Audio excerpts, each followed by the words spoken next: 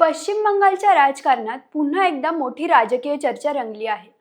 तृणमूल काँग्रेसमधून बंड करून नॅशनलिस्ट सिटीजन्स पार्टी ऑफ इंडियामध्ये गेलेल्या खासदारांमध्ये अंतर्गत मतभेद सुरू असल्याची चर्चा आहे.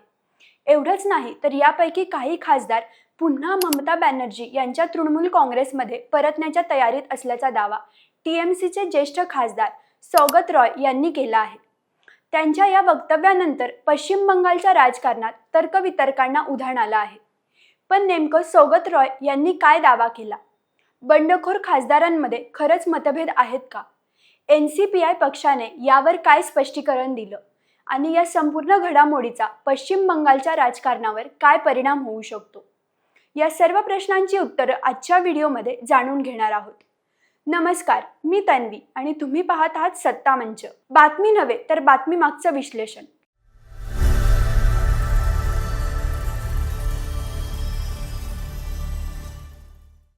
चला तर मग मुद्देसूद पाहूया. मुद्दा क्रमांक 1, नेमकी राजकीय पार्श्वभूमी काय आहे? पश्चिम बंगाल विधानसभा निवडणुकीनंतर तृणमूल काँग्रेसमध्ये मोठी फूट पडली. सुमारे 20 खासदारांनी ममता बॅनर्जी आणि अभिषेक बॅनर्जी यांच्या नेतृत्वाविरोधात बंड करत एनसीपीआय मध्ये प्रवेश केला. त्यानंतर लोकसभा अध्यक्षांनी या खासदारांना स्वतंत्र गट म्हणून मान्यता दिली. त्यामुळे या पक्षांतराचा मुद्दा राष्ट्रीय राजकारणातही चर्चेचा विषय ठरला. मुद्दा क्रमांक 2, सौगत रॉय यांनी नेमका काय दावा केला? तृणमूल काँग्रेसचे ज्येष्ठ खासदार सौगत रॉय यांनी एक्सवर केलेल्या पोस्टमध्ये मोठा दावा केला. त्यांनी म्हटलं की मी बंडखोर खासदारांपैकी काहींशी चर्चा केली आहे. एनसीपीआय मध्ये ते अस्वस्थ आहेत.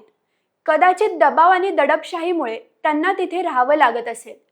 ते पुन्हा तृणमूल काँग्रेसमध्ये परत आले तर ती चांगली गोष्ट असेल.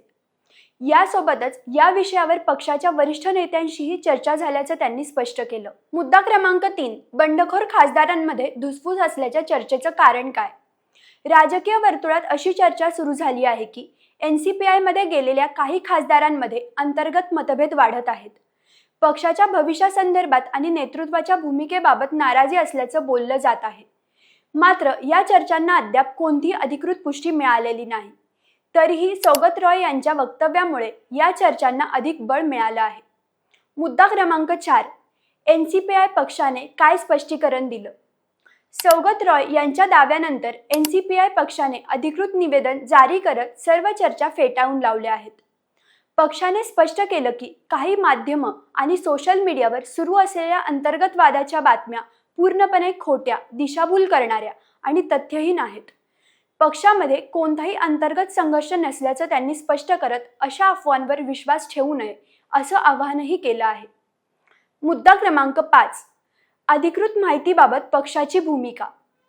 एनसीपीआयने आपल्या निवेदनात म्हटलं आहे की पक्षासंदर्भातील कोणतीही माहिती केवळ अधिकृत माध्यमांवरूनच स्वीकारावी. सोशल मीडियावरील अपुष्ट माहिती किंवा अफवा पसरवू नयेत असं आवाहनही करण्यात आलं आहे.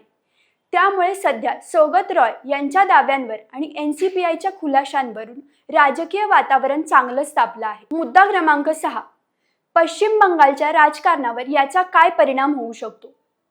जर बंडखोर खासदारांपैकी काही जण पुन्हा तृणमूल काँग्रेसमध्ये परतले तर ममता बॅनर्जी यांच्या नेतृत्वाला मोठं बळ मिळू शकतं. दुसरीकडे एनसीपीआयने आपला गट एकसंध असल्याचा दावा केला आहे. त्यामुळे पुढील काही दिवसातील राजकीय घडामोडींवर सर्वांचं लक्ष लागलं आहे. मुद्दा क्रमांक 7, पुढे काय? सध्या एका बाजूला सौगत रॉय यांनी काही बंडखोर खासदार पुन्हा टीएमसी मध्ये परतू शकतात असा दावा केला आहे. तर दुसऱ्या बाजूला एनसीपीआयने हा दावा पूर्णपणे फेटाळत अंतर्गत वादाच्या सर्व बातम्या अफवा असल्याचं स्पष्ट केलं आहे. त्यामुळे प्रत्यक्षात पुढील काही दिवसात कोणता राजकीय निर्णय घेतला जातो याकडे संपूर्ण देशाचं लक्ष लागलं आहे. या संपूर्ण घडामोडीतून 3 महत्त्वाच्या गोष्टी समोर येतात. पहिली गोष्ट, सौगत रॉय यांनी एनसीपीआय मध्ये अस्वस्थ असलेले काही बंडखोर खासदार पुन्हा टीएमसी मध्ये परतू शकतात असा दावा केला आहे. दुसरी गोष्ट, एनसीपीआयने हा दावा फेटाळत पक्षात कोणताही अंतर्गत वाद नसल्याचं स्पष्ट केलं आहे.